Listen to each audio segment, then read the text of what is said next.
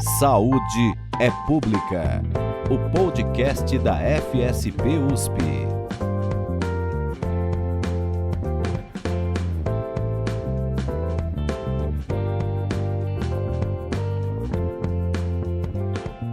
Queridos e queridas ouvintes e telespectadores, o Saúde é Pública apresentou um especial sobre saúde da mulher na terceira temporada, incluindo nesse especial um episódio sobre o aborto legal no Brasil.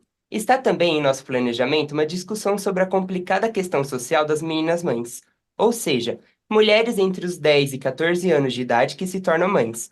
Porém, dada a forte polêmica em torno do projeto de lei 190424, propusemos debater esse assunto agora, pois a pauta está com tramitação acelerada na Câmara dos Deputados. Vale citar aqui um estudo com dados de 2021 do SINASC, que é o Sistema de Nascidos Vivos do DataSUS. Esse levantamento mostra que os óbitos fetais e a mortalidade materna são maiores entre meninas mães de 10 a 14 anos de idade, e que a raça-cor prevalente entre essas meninas é de pretas, pardas e indígenas, com porcentagens maiores no Norte e Nordeste. O levantamento chama-se Estudos Meninas Mães 2023 e é atualizado periodicamente pela Rede Feminista de Saúde. O PL 1904 de 2024 vem provocando reações extremas, seja qual for o posicionamento político. O projeto equipara o aborto realizado após 22 semanas de gestação ao crime de homicídio simples, e com isso, o texto poderá ser votado em plenário sem precisar passar por comissões temáticas. E também pelas mudanças na lei atual, o PL possibilita que uma vítima de estupro receba uma pena maior que a de um estuprador, e por isto o projeto vem sendo chamado nas redes sociais de PL do estupro. Para debater a questão, convidamos três grandes especialistas neste tema. Cristiane Cabral, Simone Diniz e Jefferson Drezetti são docentes do Departamento de Saúde e Sociedade da FSP USP. As professoras estão aqui conosco no estúdio e o professor Drezetti participa remotamente. Cristiane Cabral é líder do Grupo de Pesquisa Saúde Reprodutiva, Gênero e Sociedade do CNPq. Tem dedicado seus estudos a temáticas relativas à juventude, relações de gênero, família, contracepção, sexualidade e reprodução. Simone Diniz tem experiência na área de saúde e direitos sexuais e reprodutivos, violência de gênero, gênero e saúde materna, saúde materno-infantil, saúde pública baseada em evidências e ainda coordenou o projeto Dias Potenciais de Gravidez Perdidos, uma medida inovadora da idade gestacional. Já Jefferson Drezetti atua na área de saúde sexual reprodutiva e genética populacional. É coordenador do grupo de estudos sobre o aborto Tomás Rafael Golub, é membro do Comitê Estadual de Vigilância à Mortalidade Materna, Infantil e Fetal da Secretaria de Estado de Saúde de São Paulo e membro do Comitê de Mortalidade Materna do município de São Paulo. E ainda atuou por muitos anos no Hospital Pérola Byton, hospital referência em reprodução assistida e em saúde da mulher, oferecendo, entre outros serviços, o aborto legal. Professoras e professor, obrigadas por estarem aqui conosco neste importante debate sobre o PL 1904 de 2024. Fiquei super obrigada pelo convite e pelo esse momento super oportuno que a gente está vivendo e poder discutir um pouco mais sobre o aborto legal, sobre esse PL, que a gente realmente vem chamando de PL do estuprador, poder colocar isso realmente em pauta para além dos nossos muros da faculdade. Ficamos muito contentes com o convite do podcast Saúde Pública, porque esse é um tema de grande importância para a saúde pública e que precisa ser pautada com o máximo de importância e urgência no momento que a gente se encontra.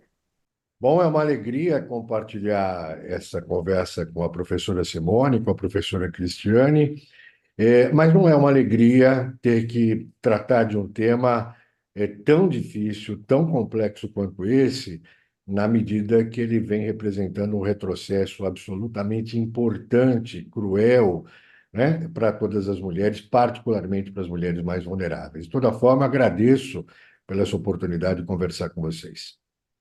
Obrigado, professores. E vamos começar o nosso debate com uma pergunta geral direcionada a todos vocês. Então, já para iniciar o nosso debate, o que é o PL 1904 de 2024 e por que ele vem causando tanta polêmica?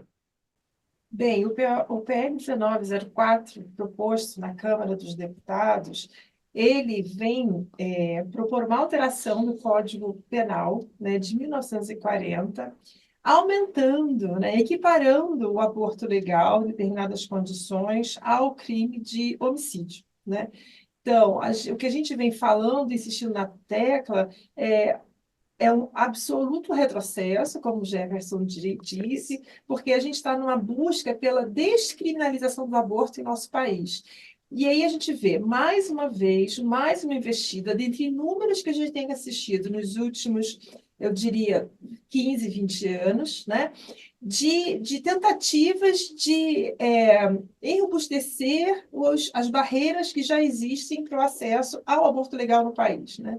Então, realmente, é como se a gente estivesse na contramão de um processo civilizatório, quando a gente tem pessoas, representantes da população, eleitos por determinados segmentos do povo, pensando nesse aumento de punição de meninas e adolescentes, sobretudo, né? Nesse sentido de criminalização das vítimas desse contexto, que já é um contexto para lá de absurdo, né? Então, veja, ao mesmo tempo, eu acho que é uma oportunidade para a gente colocar outros elementos em cena, né? Que é isso, por que a gente não discute, ou por que nossos representantes, né, do Legislativo, por exemplo, não querem discutir, de fato, políticas públicas que inibam, né, a violência sexual? Políticas públicas que inibam, por exemplo, né, ou que deem subsídio para as meninas e adolescentes perceberem quando estão em situação de abuso, né? Então, veja, é realmente uma situação bastante complexa essa, como o Jefferson disse, mas eu acho que a gente tem que adensar o debate, né? Colocar outros elementos que estão em cena e mostrar os diversos flancos onde a gente está deixando de atuar enquanto sociedade, enquanto em termos de políticas públicas também, para coibir determinados contextos que acabam resultando numa gravidez decorrente de estupro, por exemplo, né? Então, tem muitos elementos, realmente, o contexto é bastante complexo e o PL realmente é de uma infelicidade atroz. Sim, claro. Professora, quer dar sua opinião também? Sim, eu queria falar sobre a pertinência de chamar esse PL de PL do estuprador, e eu acho que a gente pode estender isso a uma outra ameaça que foi feita hoje, que é a reapresentação do Estatuto do Nascituro. Porque essas políticas têm como finalidade conferir direitos para os estupradores, né? Então, através de 3 mecanismos principais. Um deles é o desmonte das políticas. Então, a gente teve nos últimos anos o desmonte das políticas, por exemplo, de acesso à contracepção, as políticas de educação sexual, que são aquelas políticas que poderiam permitir com que essas meninas identificassem que elas estão sofrendo um abuso. Então, nos países civilizados, as crianças, meninas e meninas, elas são orientadas a respeito de que tipo de toque sobre elas é admissível, né? Então, muitas vezes as meninas elas são submetidas a esse tipo de abuso das pessoas que são vínculos afetivos familiares ou vínculos de autoridade delas. Então, com frequência, é o pai, é o padrasto, é o avô, é o tio, é o amigo da família, é o pastor, e a gente vê casos do tipo profissionais de saúde, etc. Então, as crianças, elas precisam ter o mínimo de informação que faça com que elas possam se proteger e elas possam denunciar. E as escolas também têm que ser um campo importante onde essas meninas possam trazer esse tipo de situação que elas estão submetidas. Então, colocar as meninas mais vulneráveis através da ignorância e do desmonte de políticas, né, é um das questões que a gente tem visto, assim como as políticas de assistência às mulheres vítimas de violência sexual como um todo, né? Então, a gente viu nos últimos anos, nos governos anteriores, um desinvestimento nas delegacias das mulheres, um desinvestimento nas casas da mulher, né? Então, todas as políticas que poderiam ampliar a assistência a essas mulheres, né? Apesar de um discurso muito enfático contra a violência sexual, a gente tinha em governos passados um discurso muito enfático contra a pedofilia, ao mesmo tempo que, na prática, se estimulava a impunidade à pedofilia, né? Então, essa é uma das frentes, o desmonte das políticas. A outra é que essas leis, né, tanto o PL 1904, que a gente tem chamado PL do estuprador, como o próprio Estatuto do Nascituro, ele tem que ser chamado Estatuto do Estuprador, porque ele pretende conferir para o estuprador direitos que ele nunca teve, né? Só na escravidão, um homem podia estuprar uma mulher e obrigá-la a ter um filho do estupro, né? Desde o Código Penal de 1940 é bem claro que um estuprador não tem o direito de impor a maternidade para aquela mulher que é estuprada. Então é isso que esse PL quer trazer, né? Que a mulher, a menina estuprada, seja obrigada a dar um filho para o estuprador, com a cara dele, com o DNA dele, com o sangue dele. Então, isso é gravíssimo, e é por isso que a gente tem que chamar de PL do estuprador, e o Estatuto do Nascitura a gente deve chamar com muita clareza o Estatuto do Estuprador, porque a terceira via, né, além do desmonte da política pública, a lei de garantir direitos que os estupradores nunca tiveram, que é o direito de obrigar uma mulher, uma menina, a dar um filho a ele. Além disso, a gente tem a normalização do estupro, que ah, pessoas públicas, né, com cargos públicos, desfilando juntos com outros homens acusados de estupro, para normalizar o estupro. Né? Então, quantas vezes a gente tem visto celebridades que são acusadas de estupro desfilando junto com governantes? Então, essa normalização do estupro, que é dos governantes, mas não apenas, né, é uma das estratégias de, vamos dizer assim, retrocesso dos direitos das mulheres, retrocesso civilizatório. E é muito, muito feliz para nós que a população tenha se levantado contra esse tipo de injustiça, né? E visto que, na verdade, essas políticas que ficam falando em nome de Deus, que ficam falando em nome da família, na verdade, estão trabalhando pelos estupradores, pela normalização do estupro. Ô, professor Jefferson, antes de eu te dar a palavra para você comentar a sua opinião, eu só queria tirar uma dúvida com a professora para ela explicar para o nosso público. O que seria o Estatuto do Nasciturno? Ah, claro, o Estatuto Nascituro. O nascituro quer dizer aquela pessoa que não nasceu ainda. Uhum. Então, por exemplo, se uma mulher e um homem têm relação sexual e houve uma concepção, aquele ser humano potencial, né, é chamado de bebê, é chamado de pessoa, e é dado a ela um estatuto que na legislação brasileira não tem, né? Então, a ideia, a Constituição de 1988, ela é bem clara em determinar que todas as pessoas têm o direito à vida a partir do nascimento, né? Uhum. E essas pessoas querem para criar direitos para os estupradores, não apenas para os estupradores, mas também obrigar mulheres, por exemplo, que correm risco de vida com suas gravidezes, ou têm uma gravidez cujo o feto é inviável, como é o caso dos casos de anencefalia, que essas mulheres sejam obrigadas a levar a termo essa gravidez. Então, por fazer uma equivalência legal que não existe no Brasil, ou seja, a imposição muito clara de que a vida das mulheres, o destino das mulheres não importa. O que importa é o fundamentalismo religioso e a vontade e o prazer que alguns têm na humilhação das mulheres. Professor Jefferson, você gostaria de dar a sua opinião também? Claro, a professora Cristiane e a professora Simone foram muito precisas e muito completas em tudo que colocaram. Mas vou me permitir colocar alguns elementos a mais para essa discussão, que eu acho que eles são bastante oportunos. O primeiro deles é que, do ponto de vista jurídico, penal, esse projeto de lei, ele é absolutamente insustentável, ele é inconstitucional, ele é ilegal, ele não tem nenhuma hipótese de conseguir, vamos dizer assim, se manter, né, frente à fragilidade jurídica que esse projeto tem, mas essa é uma questão que talvez interesse mais aos operadores do direito do que aos nossos ouvintes, né, às nossas ouvintes. Essa é uma primeira questão.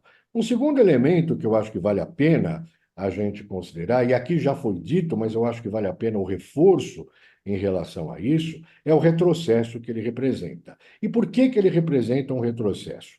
Primeiro, porque a Organização Mundial de Saúde, ela é absolutamente clara, e no seu último documento agora, de 2022, ela é clara que o aborto não deve ser tratado, né, da forma de ser, de alguma maneira, obstaculizado por qualquer idade gestacional.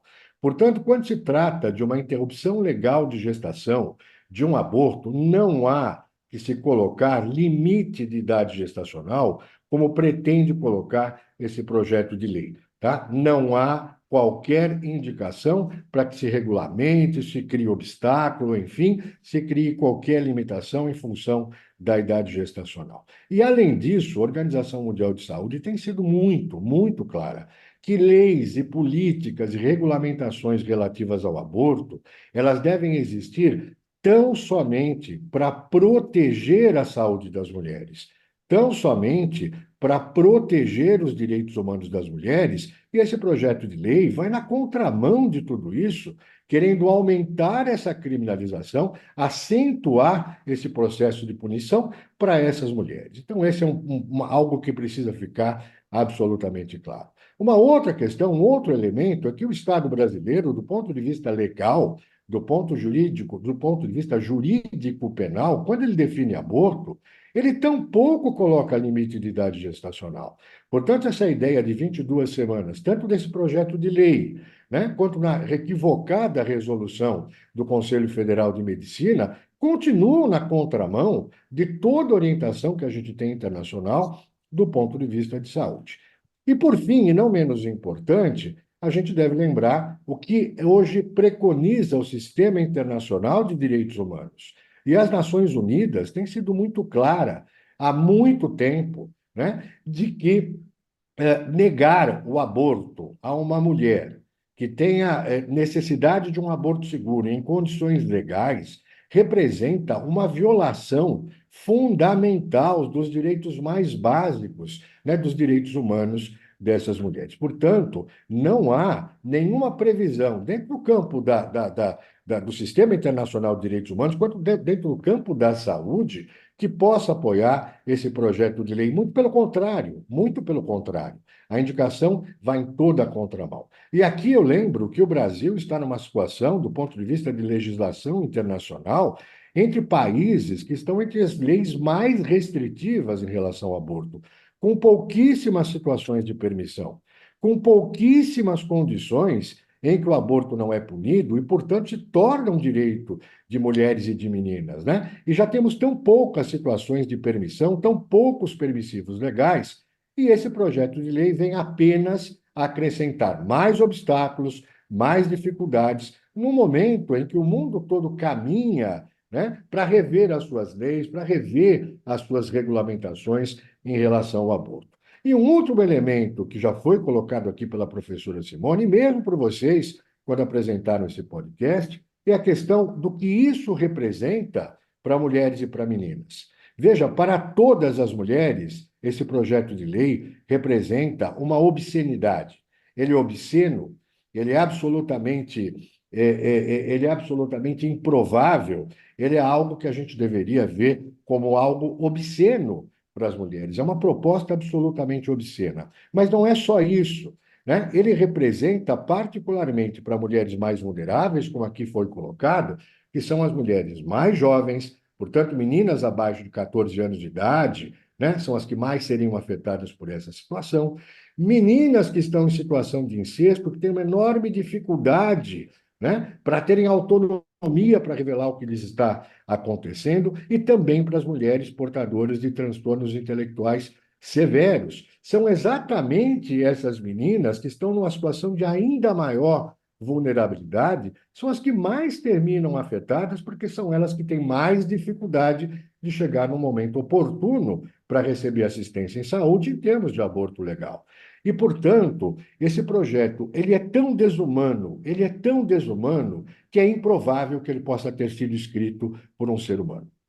E aproveitando um dos comentários que o Jefferson fez sobre a questão constitucional, é importante a gente esclarecer. Então, antes da gente fazer as perguntas, é um tópico que eu acho bom a gente esclarecer para o público. Em quais âmbitos e situações o aborto é previsto por lei na Constituição Federal Brasileira atual? Na verdade, o aborto é previsto lei pelo Código Penal de Uhum. 1940, né? Em 1940 já tinha os que a gente chama dos dois permissivos legais. Gravidez decorrente de violência sexual, né, de estupro, e gravidez que coloca em risco a vida da mulher. Em 2012, a gente teve o acréscimo, né, uma vitória de também permitir o aborto legal em casos de feto com anencefalia. né, que é uma condição de total incompatibilidade com uma suposta, aspas, muitas aspas, vida extrauterina. Então, hoje no Brasil, a gente tem apenas esses 3 permissivos legais, né? Gravidez decorrente de estupro, gravidez que coloca em risco a vida da mulher e gravidez, gestação de fetos anencéfalos.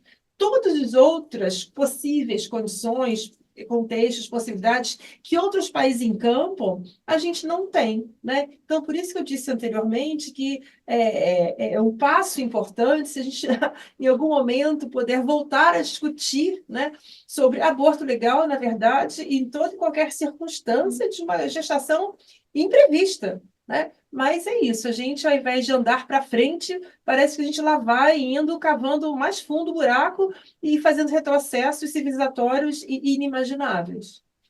E do ponto de vista legal, esse PL, ele é constitucional ou...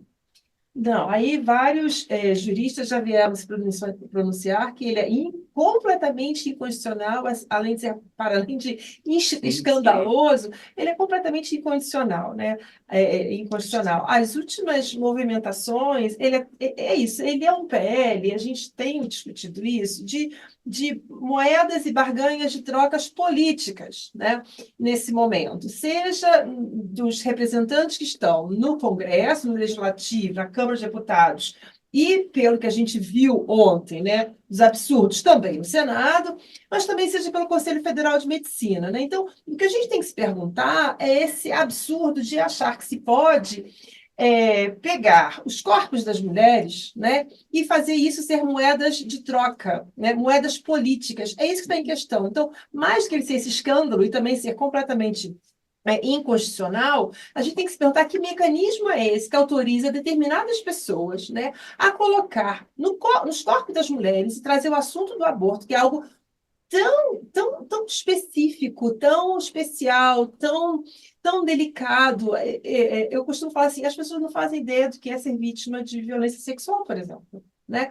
Elas acham que é isso, é uma relação sexual. Eu fico imaginando assim, o que será que as pessoas acham, né? Acham que, na verdade, uma relação sexual, talvez um único encontro, que uma gravidez surge e que aquilo rapidamente vai ser descoberto. E é isso, como o Jefferson e Simone disseram, né, gestações decorrentes de estupro, a gente tem visto que a maior parte são gestações em que as meninas, as adolescentes, as meninas, e até mesmo as mulheres mais velhas, estão subordinadas a contextos de grande coação dentro de casa, por pessoas próximas, que têm alguns contatos e vínculos afetivos. Então, isso não é uma questão simples, né, da gente tratar.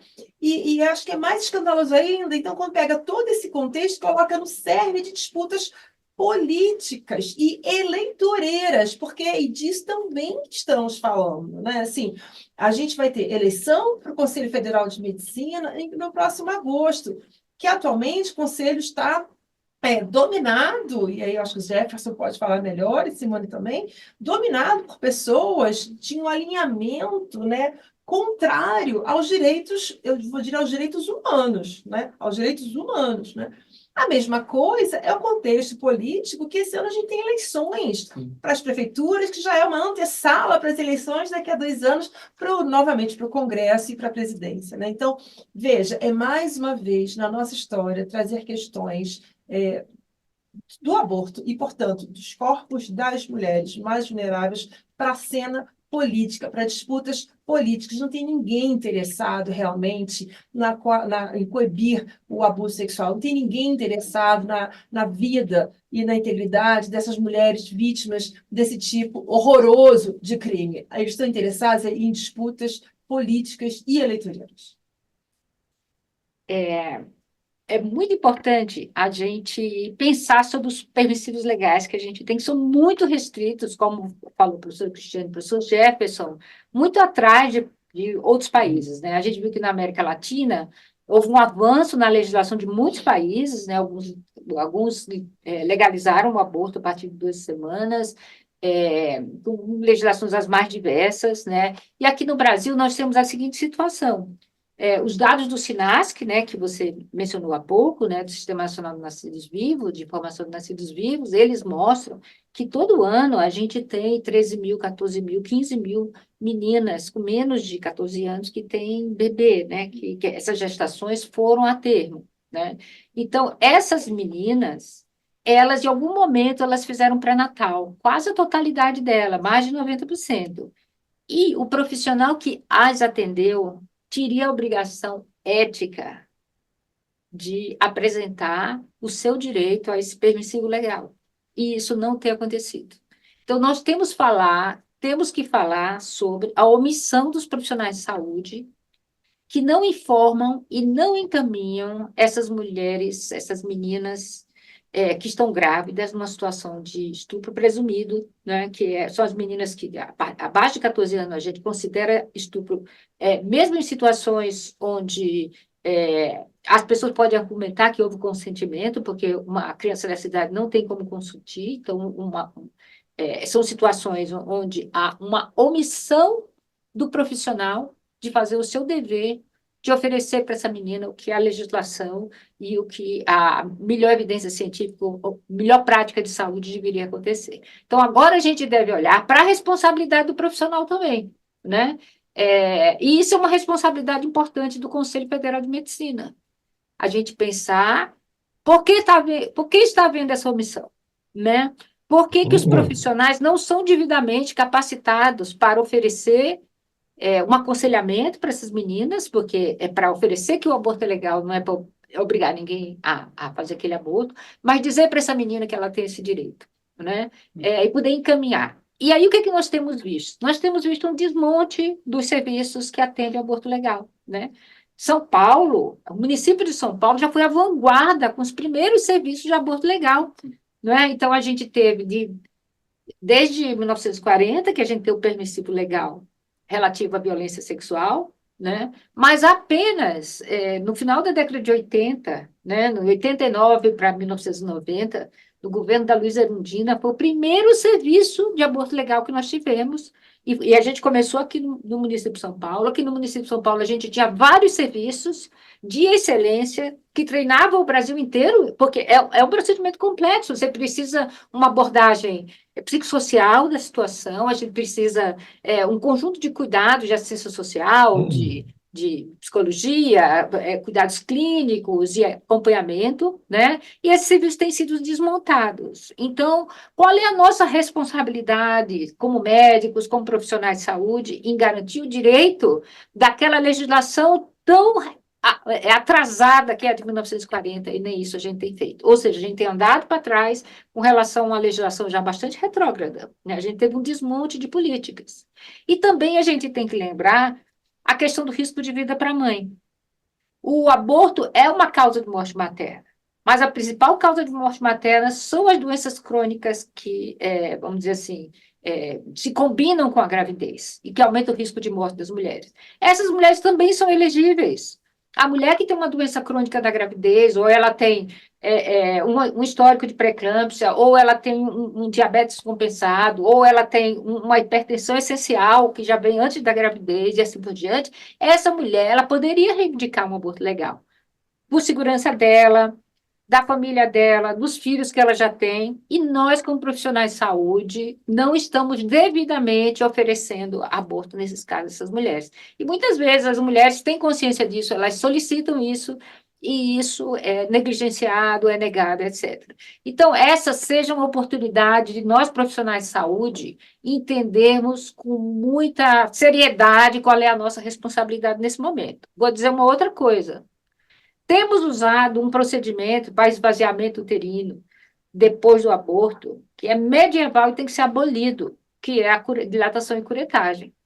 Temos recursos muito mais seguros e a gente continua ensinando um método que a gente sabe que é mais danoso. Então, essas são questões que a gente tem que enfrentar. E todo o barulho em torno, né, do debate sobre o PL do estuprador, que venha para que a gente possa superar o momento de paralisia social que nós temos vivido em direção a uma sociedade que tem mais é mais compassiva com as mulheres, né?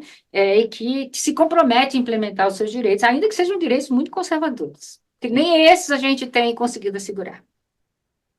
Professor Jefferson? Eu continuaria do ponto que a professora Simone encerrou, no sentido que a gente precisa ter uma análise muito cuidadosa e muito bem refletida a respeito de como estamos lidando, inclusive, com os pouquíssimos permissivos legais que nós temos no Brasil.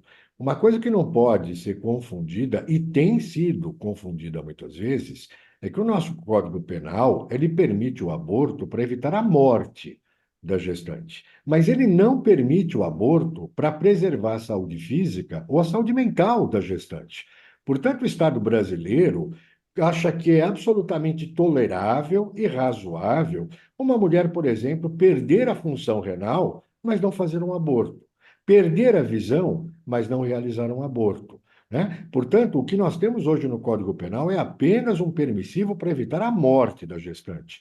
Toda e qualquer circunstância que foi colocada aqui pela professora Cristiane e pela professora Simone, que possam causar os mais graves danos para a saúde mental ou para a saúde física de uma mulher, são absolutamente rejeitados e esquecidos pelo Estado brasileiro. Tá? E a professora Simone, eu pedi a permissão para ela para acrescentar os números, professora Simone. Nós estamos falando que 30%, aproximadamente 30% da nossa mortalidade materna indireta, que é aquela morte de mulheres, né, durante a gestação, parto, puerpério, porque a gestação terminou agravando doenças pré-existentes, né, como a senhora colocou, um diabetes, uma doença cardíaca, né, são situações muito comuns. 30% da nossa mortalidade materna no Brasil é composta por essas situações. E a professora Simone foi clara: essas mulheres poderiam ter deixado de morrer se tivessem tido acesso ao aborto em condições oportunas e em condições seguras. Portanto, essa questão do risco de morte para as mulheres brasileiras não está resolvida, está longe, e muito longe de ser resolvido, e é cruel a limitar apenas para o risco de morte. A questão da anencefalia, também muito bem colocada, claramente colocada pela professora Cristiane Cabral, que é mais recente, de 12 anos atrás, de 2012, ela não contempla outras situações onde nós vamos ter fetos com graves comprometimentos para a sua saúde, fetos que são inexoravelmente, não há como salvar esses fetos, né? A anomalia fetal que eles têm é tão grave que é incompatível com a vida extrauterina, e essas mulheres não têm possibilidade de interromper essa gestação hoje. Ainda precisam recorrer ao Poder Judiciário para obter uma permissão, para obter um alvará judicial, se quiserem interromper gestações em circunstâncias tão graves, tão equivalentes à anencefalia. E mesmo assim, nós não damos olhar a essas situações que são gravíssimas para as mulheres, são gravíssimas para as pessoas, né?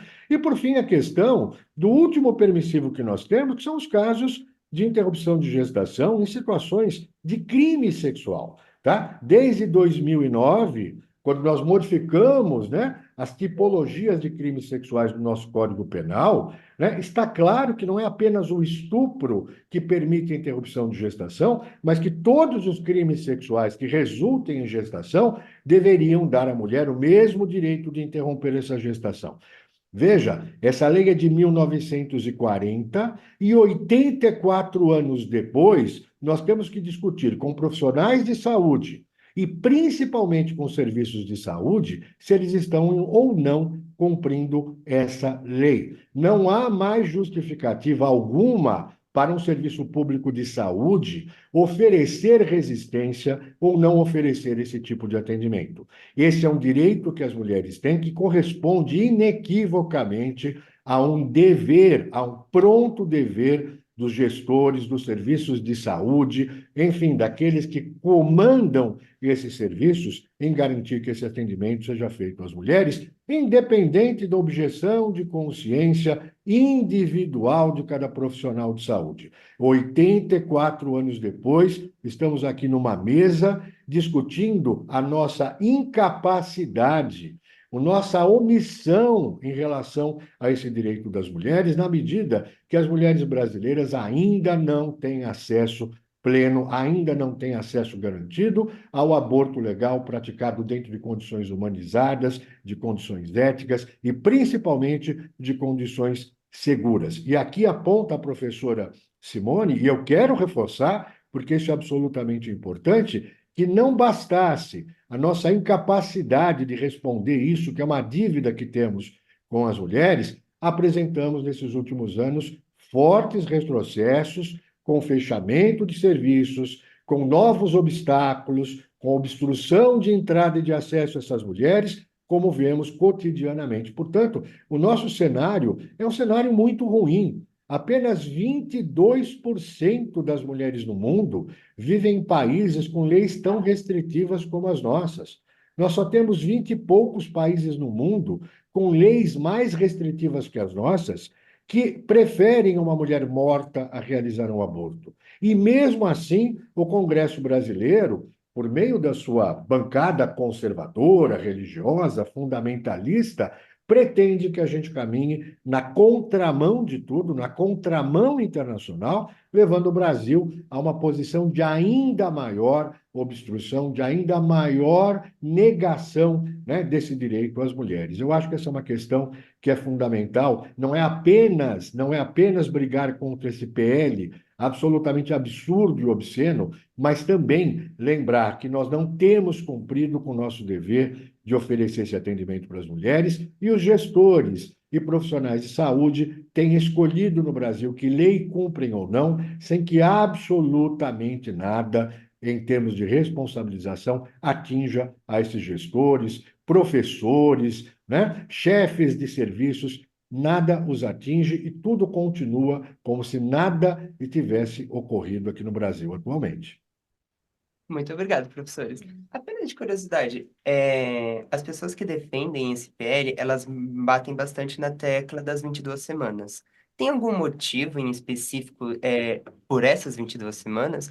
E em alguns comentários que eu andei lendo em redes sociais e tal, principalmente de comentários, de homens, eles comentam em defesa desse PL que caso a menina seja estuprada, em caso de pedofilia, é só ela conseguir realizar o aborto em até 5 meses ou 22 semanas. Vocês, qual a opinião de vocês? Vocês concordam com esses comentários? E por que essas 22 semanas? Eu acho que o Jefferson e Simone já disseram, né? Assim, eu acho que também esse é um outro falso Uhum, argumento que vem para a cena, né? De querer inventar um tempo X, né? Da gestação para colocar mais uma barreira nesse périplo que é do direito ao aborto legal, né? Então, veja, eu acho que é isso. É mais um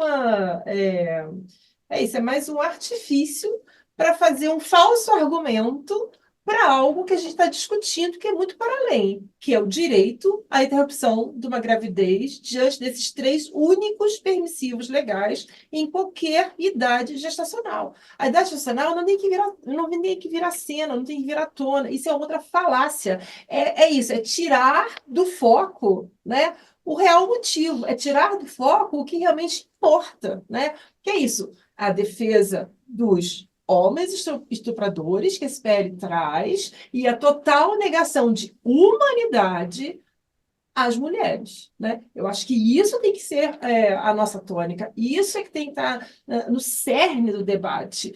22 semanas, 20, mais para lá, mais para cá, não é isso que é a questão, não é mesmo, uhum. né?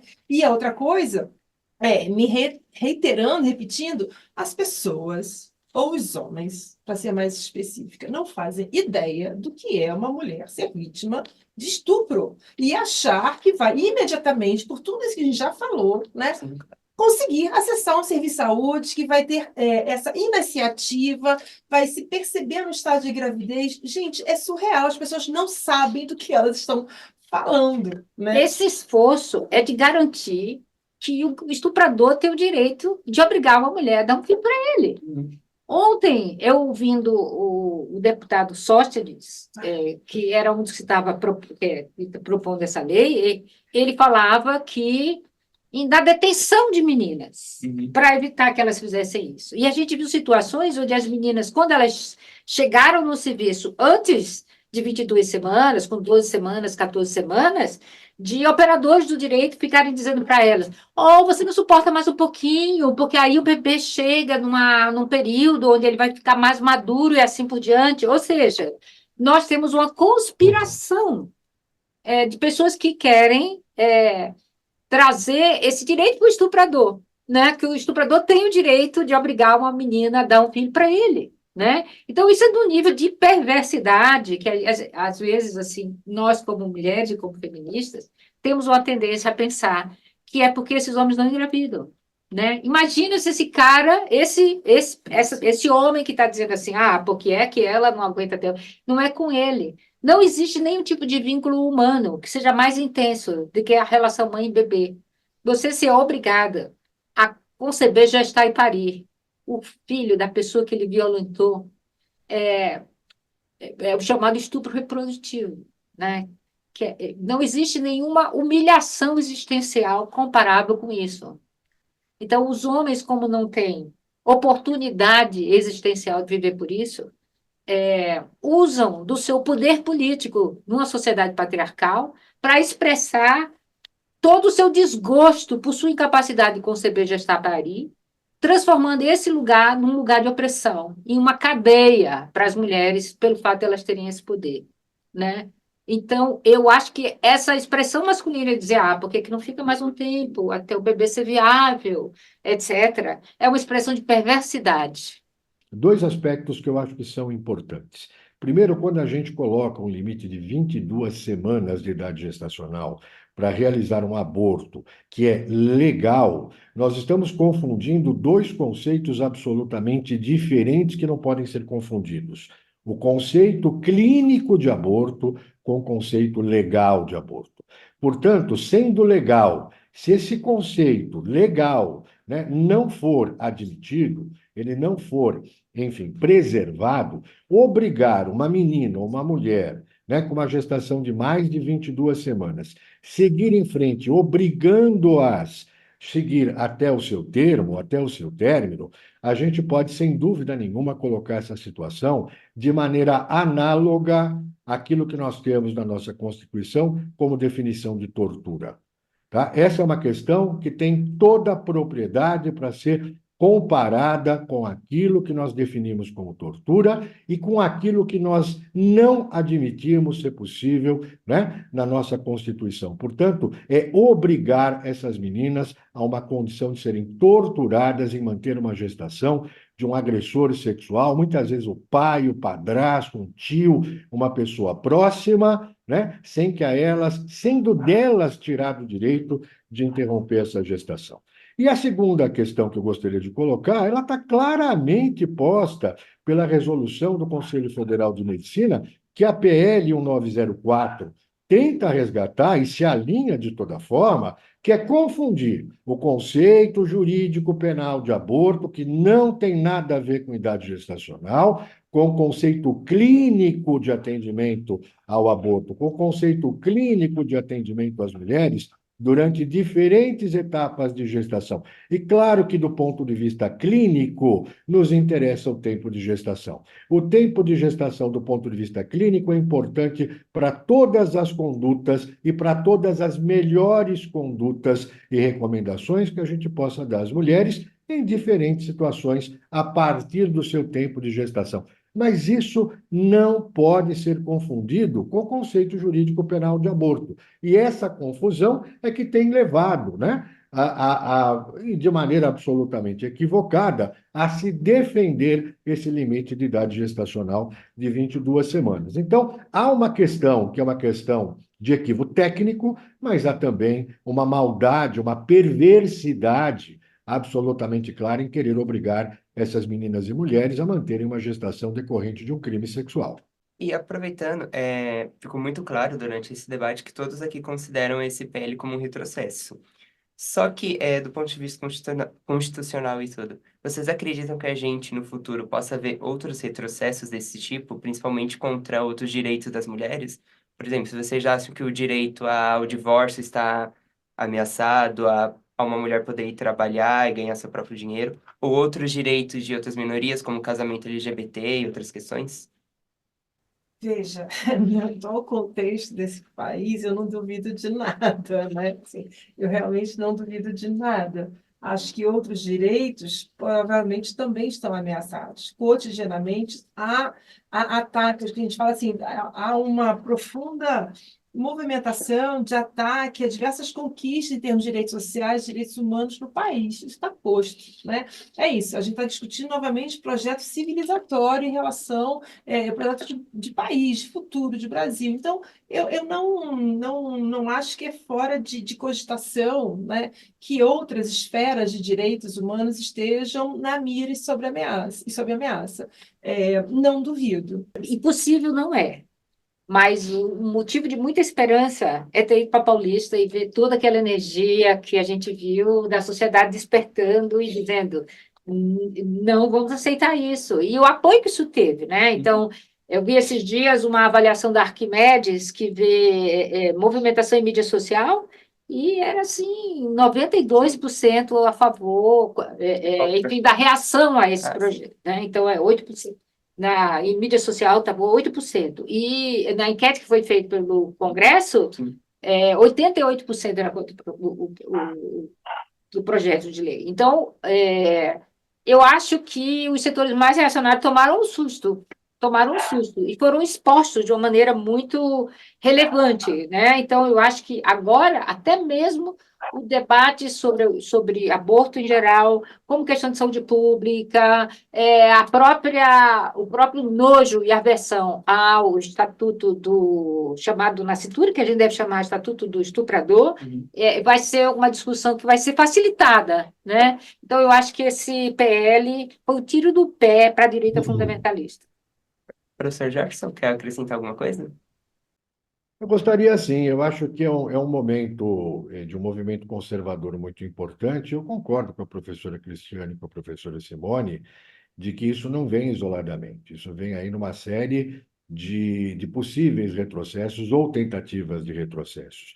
Vejam, o fundamentalismo religioso, principalmente, mas o fundamentalismo, de uma maneira geral, se crê dono, se entende dono de uma verdade absolutamente cósmica, única, e que tem que ser imposta para todas as pessoas, independente se essas pessoas concordam ou não com aquilo que é colocado, por aquilo que eles entendem como verdade. Então, essa é uma questão sempre muito complicada, que não vale apenas para o aborto, vale também, né, para a união entre pessoas homoafetivas, vale para aquilo que eles querem ter como conceito de família e assim por diante. Portanto, é claro, né, eu acho que essas questões são todas elas sob ataque, né, por esses movimentos conservadores e fundamentalistas. Para finalizarmos o nosso podcast, agradecer por esse debate muito rico sobre o aborto e perguntar por que vocês acham, na opinião de vocês, que a gente não consegue realizar esse tipo de debate que foi realizado aqui no podcast em outras situações, em outros lugares, como nas próprias redes sociais e até na Câmara? Bom, eu acho que a gente está voltando a conseguir discutir, né? Eu acho que tem tantos enfrentamentos que a gente vem fazendo nos últimos anos, né? São tantas as urgências e premências que entram no debate, né? E eu acho que realmente, como a Simone falou, eu acho que a gente que é favorável a todo esse processo de descriminalização do aborto, porque, veja, a gente sabe que a sociedade brasileira, ela realmente não quer que uma mulher seja presa porque ela fez o aborto. A gente sabe disso, né? As redes sociais estão evidenciando isso, a gente já tem essa informação. Então, acho que é um momento bastante oportuno, realmente, de retomarmos com força esse debate, né? E voltar a discutir sobre permissivos legais, descriminalização da prática nesse país, apesar de existir uma forte bancada do estupro atualmente no Congresso Nacional. É disso que a gente está falando, né? Então, a gente também está falando dessa dificuldade que é esse enfrentamento de um Estado brasileiro que não prima pela laicidade, né? Então, tem que voltar a discutir sobre o que é um Estado laico, o que é uma democracia, né? As questões sobre direitos humanos. A gente precisa falar desses projetos e pactos civilizatórios, sim, né? E sem medo, enfrentar isso sem medo, com os argumentos das melhores evidências científicas que existem, né? E disso que se trata, para a gente escapar desse obscurantismo, desses diversos fundamentalismos que a gente tem visto, né? Então, veja, a indignação que esse PL provoca, né, no final das contas, acho que a gente tem que usar essa indignação realmente para colocar os termos do debate nos nossos termos, que a gente precisa avançar, sabe? E sair desse lugar que a gente tem ficado há algum tempo de recuo, né? De medo, de recuo, de perdermos até mesmo esses 3 únicos permissivos que temos. Sinceramente, eu acho que a gente tem que continuar indo para a rua e fazer avançar a disputa e o debate, a negociação. Queria aqui, ó, junto com a Cris, né, colocar aqui que isso faz parte da campanha latino-americana, né, nem presa, nem morta, né, ou seja, que nós precisamos de educação sexual para que as mulheres entendam, possam ter a sua vida sexual de uma maneira mais consciente, mais informada, né, mais empoderada, que a gente precisa de contracepção para que não exista uma gravidez, para evitar que a gente tenha um acesso à contracepção, um leque de contraceptivos que, de fato, nos atenda, não apenas exclusivamente hormonais, nem de longa duração, que tem o seu papel, né, mas que não devem ser os únicos, até porque não existe nenhum contraceptivo perfeito, existe o contraceptivo que é melhor para aquela mulher, para aquele casal, naquele momento da vida deles ou delas, e também aborto legal, para que a gente não tenha mortalidade associada ao aborto legal, né? Então, você fez uma pergunta que você teme, né, que a gente seja num momento de recrudescimento, o futuro, enfim, não podemos prever. No entanto, podemos dizer que essa insanidade de extrema-direita nos impulsionou a fazer esse podcast que nós estamos fazendo agora, as mulheres a irem para a rua e abrir esse debate. Então, nesse sentido, foi um tiro no pé, foi um gol contra, e nos alenta, né, a continuar a luta no momento onde essa luta em defesa dos direitos das mulheres, inclusive como assunto de saúde pública, está em ascensão. Professor Jefferson. Bom, o que mais que eu posso falar depois desse encerramento, né, que a professora Cristiane e a professora Simone fizeram? Não cabe mais nada a falar, a não ser o meu agradecimento a vocês por esse podcast, por esse convite, e lembrar que dentro desse debate tão difícil, né, a gente deve parar de olhar o aborto como um tema polêmico e ver o aborto como um tema não consensual. O aborto não é um tema consensual, tem que ser entendido como tal, e principalmente, se queremos avançar num sentido progressista, é preciso entender que o aborto não pode ser discutido dentro do país como um Estado laico, como uma pauta moral ou como uma pauta de costumes. O aborto é, sem dúvida alguma, uma questão grave de saúde pública e é uma questão de direitos humanos das mulheres. É sobre essa ótica que o Estado brasileiro, sobre essa perspectiva, que o Estado brasileiro precisa discutir a questão e não sobre a pauta fundamentalista ou a partir de uma pauta religiosa. E por isso eu agradeço muito a oportunidade de estar aqui com vocês e agradeço muito essa mensagem, né? E esse debate que está sendo aqui colocado nesse podcast. Muito obrigado. A gente que agradece, professor. E aproveitar o agradecimento do Jefferson, caso vocês queiram fazer alguma consideração final e também se despedir do nosso público, agora é o momento. Quero mais uma vez agradecer pela oportunidade e manifestar nosso contentamento, né, o debate sobre aborto legal, sobre os permissivos legais, sobre os movimentos sociais, sobre direitos humanos, sobre as melhores práticas, voltarem à agenda, né, que esse é um assunto premente e queria agradecer e parabenizar, né, o podcast Saúde é Pública pela iniciativa. Também queria agradecer imensamente e dizer que é isso, a gente está nesse nosso lugar, e desse lugar que é bastante também de desafio, né, de contribuir para a formação e informação, né? Formação de futuros profissionais de saúde, né? A gente está numa casa chamada Faculdade de Saúde Pública, esse podcast alcança a inúmeras pessoas, né, de diversas áreas de formação, diversos outros comunidades. Então, bem bacana que a gente tenha conseguido fazer, tenhamos esse espaço de formação e de informação de um tema realmente tão delicado, mas que é isso, a indignação faz dele ser esse contexto tão oportuno para debater outras facetas que ele traz para a gente. Muito obrigado. Professor Jefferson, caso queira se despedir também. Um grande abraço para vocês, registrar meu orgulho da Faculdade de Saúde Pública e meu orgulho de poder compartilhar no departamento esse convívio inteligente e afetuoso com a professora Simone e com a professora Cristiane. Muito obrigado. Agradeço imensamente pela presença das professoras Cristiane Cabral, Simone Diniz e o professor Jefferson Dresetti nesse episódio sobre o PREL 1904 de 2024. Agradeço muito por sua audiência qualificada. Se gostou, siga o Saúde é Pública e compartilhe os nossos episódios. A Faculdade de Saúde Pública está no Instagram, Facebook, LinkedIn e YouTube. Saiba o que rola na faculdade também pelo nosso site, é o www.fsp.usp.br. Até o nosso próximo episódio, tchau!